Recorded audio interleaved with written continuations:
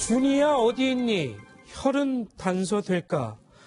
백 팀장님, 네. 지금 이제 벌써 실종된 지 한 달이 돼가는데 아무런 단서도 지금 못 찾고 있다면서요? 사실은 지금 오늘까지 36일 만, 그러니까 37일째가 되는 날입니다. 그런데 결국은 11월 18일 날 신고한 이후에 이 고준희 양이 생존 징후가 전혀 발견이 안 되고 있습니다. 네. 그런 가운데 경찰이 매일 200여 명의 수색 경력을 동원해서 수사하고 수색을 하고 있습니다.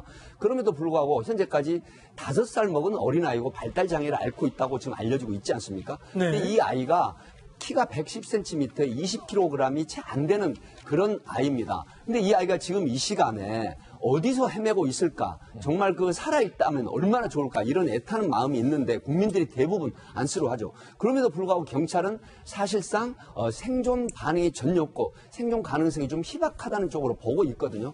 그런데 지금 친구 자택의 이 복도에서 혈흔이 발견이 되면서 이게 누구의 혈흔인가 하는 부분이 지금 상당히 관심이 되고 있는 그런 사안입니다. 네. 자, 고준희 양의 실종 일지를 저희가 좀 네. 한번 정리를 해봤는데요. 네, 일단 11월 18일에 고준희 양이 실종 추정이 됐어요. 그리고 12월 8일에 의붓 어머니가 실종 신고를 합니다. 네. 일주일 뒤인 15일 경찰이 공개 수사로 전환을 했고 19일에는 신고 보상금까지 경찰이 내걸었습니다. 22일에는 이제 가족을 불구속 입건하고 친부 자택을 압수수색했고 또 이제 혈흔 추정 얼룩까지 발견됐는데 네. 이게 아직 누구의 혈흔인지는 확인되지 않았어요. 만약에 준희 양의 혈흔이라면은 이게 수사가 이제 어떻게 진행되는 건가요? 그러니까 이게 만약에 준희 양의 혈흔이라면 이제 친부가 용의자로 완벽하게 전환이 될 수 있겠죠. 네. 준희 양의 지금 실종과 관련해서. 근데 이게 지금 우리가 여기 11월 18일에 고준희 양 실종 추정이라는 표현을 썼죠. 네. 근데 11월 18일 추정되는 이유는 의붓 외할머니가 본인의 딸과 고준희 양의 친부가 싸우고 있어서 거길 고준희 양을 놓고 갔다 왔는데 그새 사라졌다라는 그렇죠. 그 진술 때문에 지금 저 11월 18일이라고 하는데 네. 문제는 이제 고준희 양의 생존 반응, 아까 조금 전에 백희종 팀장이 말씀하셨던 것처럼 생존 반응이 그전에도 별로 없어요. 왜냐하면 7월 달에 이웃이 고준희 양을 목격한 거를 제외하고 8월에 지금 살고 있는 데로 이사 왔을 때도 고준희 양을 본 사람은 없습니다. 네. 또 고준희 양이 과연 11월 18일 실종됐는지부터가 어찌 보면 지금 수사에 굉장히 의문점이 남는 거고요. 네. 이게 이런 분들이 있어요. 지금 12월 8일에 신고하고 이제서야 지금 뭐 압수수색을 하느냐, 왜 이렇게 늑장 대응하느냐 이런 말씀들 하시는 분들이 있는데 이게 왜냐하면 이 친부, 의붓 외할머니 그리고 의붓 엄마 관련해서 범죄 혐의가 단정할 수 있는 게 없었기 때문이에요. 네. 이게 그냥 압수수색을 못합니다. 아무 집에나 들어가서. 그러니까 압수수색 영장을 받으려면 일단 최소한 이 3명이 불구속 입건은 돼야 돼요. 그러다 보니까 경찰에서도 어떻게든지 뭔가 가족들의 미심쩍은 수사 대응이 나오다 보니 일단 이 의붓 외할머니 같은 경우에 4시간을 준희 양을 두고 갔다 온 것을 아동학대로 입건을 한 거고요. 네. 그리고 아버지하고 의붓 엄마는 지금 20일이 넘게 동안 실종신고를 안 했지 않습니까? 알고도 실종신고를 안 했다라는 부분을 또 지금 아동학대로 해서 입건을 해놨는데 사실 이 정도 상황으로 입건하기도 곤란한 상황이지만 경찰 입장에서는 현 시점에서 무언가 가족들을 상대로도 조사를 하지 않으면 이 사고 자체가 그냥 미궁에 빠질 수도 있기 때문에 이렇게 지금 현재 불구속 입건을 하게 이게 됩니다. 참 답답한 대목이에요. 저는 이 압수수색 영장을 발부받아야만 압수수색을 할 수 있고 또 사유지, 자기 집이니까. 그리고 예를 들면 압수수색 영장을 발부받기 위해서는 입건을 해야 되고 네. 입건을 하려면 당연히 경찰 입장에 수상한 정황이 있어야 되고 법적 절차가 우리가 선진국이니까 그렇게 하는 건 맞지만 처음에 제일 수상한 게 뭐예요? 11월 18일에 우리 아이가 없어졌는데 12월 8일에 신고를 합니다. 네. 20일 동안 뭘 했을까요? 그 부모와 이 의붓 외할머니는. 그럼 이들이 20일 동안 뭐 하셨습니까? 경찰이 물어봤을 거 아닙니까? 기다렸습니다. 그럼 그 집으로 안 들어가요? 바로 압수수색을 해야지. 20일 동안 자기 애가 안 들어오는데 5살짜리 딸이 안 들어오는데 기다리는 부모가 어딨어요? 네. 대한민국 천지에. 그게 이미 수상하지 않습니까? 저는 경찰이 법 절차 지키는 건 좋은데 이쯤 되면 이 아동이 그 부모의 소유물이 아니고 네. 국가와 사회가 지켜보아야 되는 보호의 대상 아닙니까? 그러면은 집은 집대로 나중에 부모가 무죄하다면 미안하다고 사과할지언정 네. 아이를 찾는 게 목적인데 집 안도 찾고 집 밖도 찾고 그럼 부모와 마찰이 일어나지 않기 위해서 자 아이를 찾아야 되면 아이의 흔적을 우리가 확인해야 되니 네. 아이의 방과 아이가 살았던 집을 좀 확인하겠습니다. 문을 안 열어줘요. 정상적인 부모입니까? 뭔가 처음부터 문제가 발생했잖아요. 네. 법 절차가 중요하다는 얘기가 좀 아주 이 상황에서는 답답합니다. 백팀장님, 네. 이 준이 양의 친아버지도 이상한 점이 좀 있고요. 계모도 마찬가지고 계모의 어머니 말하자면 의붓 할머니도 이상한데 어제 이 혈흔이 발견된 곳이 친아버지의 집에서 발견된 거 아니겠습니까? 그렇습니다. 그런데 이 친아버지가 조금 미심적인 부분이 지금 이런 경찰 수사에 협조를 잘 안 하고 있다는 점이 저는 좀 미심쩍어요. 그렇습니다. 이제 종합적으로 말씀드리면 우선 최영일 평론가님이 그 굉장히 격앙되는 말씀, 저는 국민의 마음으로 좀 이해하고 네. 충분히 저도 이해가 됩니다. 지금 이 가족들이 대다수 상당히 의구점이 많죠. 왜 그러냐면 자, 아이가 실종이 됐는데도 불구하고 하루나 이틀 늦은 것도 아니고 21일 만에 신고를 경찰에 했거든요. 이 부분이 또 굉장히 좀 문제가 있는 게 이 아이가 나하고 사실혼 관계 동거남이 데려간 줄 알았다고 하는데 그 부분이 서로 그 신고한 이전에 소통한 흔적들이 나와요. 네. 상황이. 그렇다고 하면 이게 거짓말로 드러난 거고요. 그 다음에 이제 아버지가 11월 16일 날 그 집을 왔다 간 상황이 나오고 있습니다. 네. CCTV에 포착이 됐다라든가. 아. 근데 11월 18일 날 신고를 한단 말이죠. 그리고 또 하나.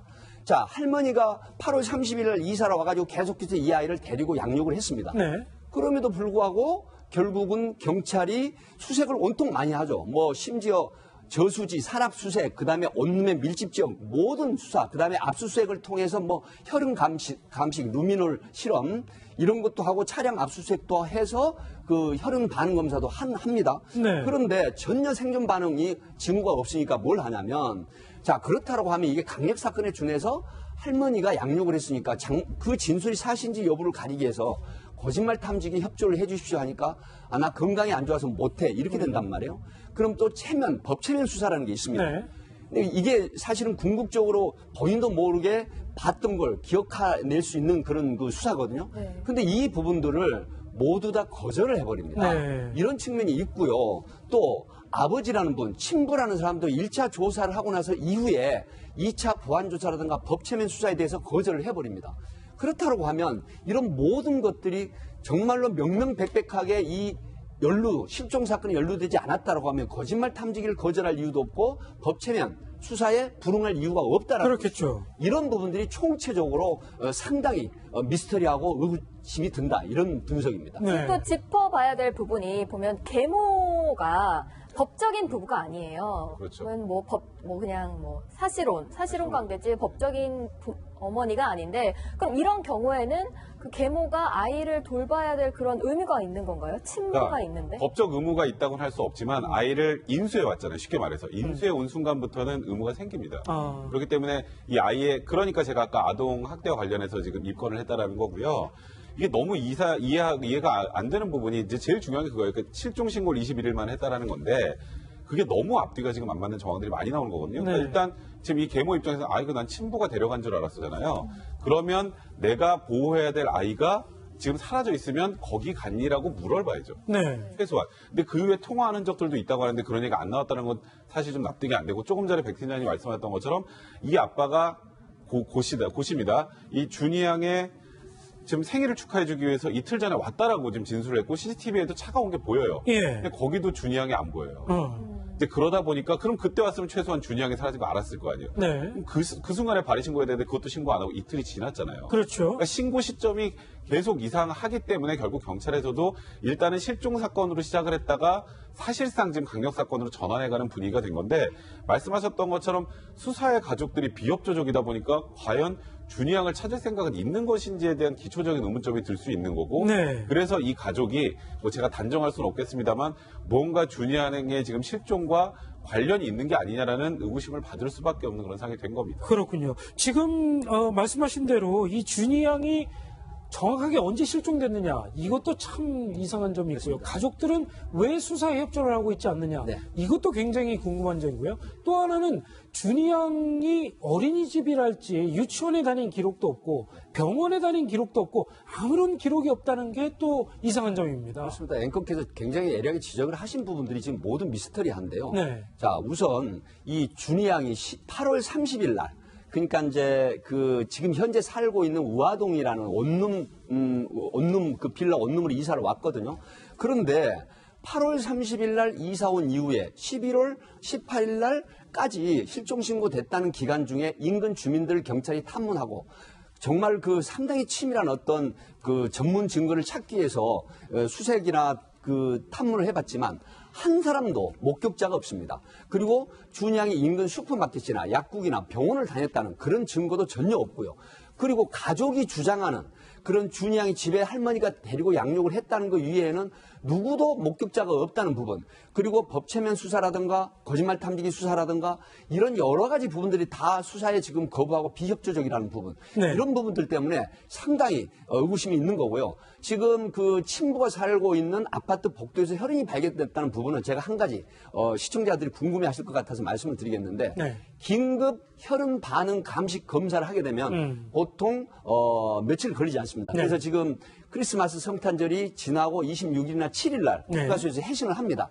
이렇게 됐을 때 과연 이 부분이 어느 혈흔이냐, 짐승의 혈흔이냐 아니면 사람의 혈흔이냐 밝혀질 걸로 예상이 돼서 초미의 관심이 있는데 어쨌든 이 준이 양이 아직까지 감금이 됐다고 볼 수 있는 사항도 없습니다. 왜? 5살에 110cm에 20kg이 채 안 되는 발달장애 앓고 있는 아이기 때문에 이미 상당히 절망적이다 이렇게 보는데 여기에는 가족들이 뭔가를 숨기고 있지 않나는 합리적인 추정이 가능하다 이렇게 볼 수 있겠습니다. 그렇군요. 자, 준이 양의 실종 사건 온갖 미스테리로 휩싸여 있습니다. 과연 이번에 발견된 혈흔이 어떤 단서를 제공할지 26일경 그 감식 결과를 한번 기다려보도록 하겠습니다. 자, 백희종 팀장님 여기서 인사드리겠고요. 백성훈 변호사는 잠시 후에 뵙겠습니다. 감사합니다. 자, 그리고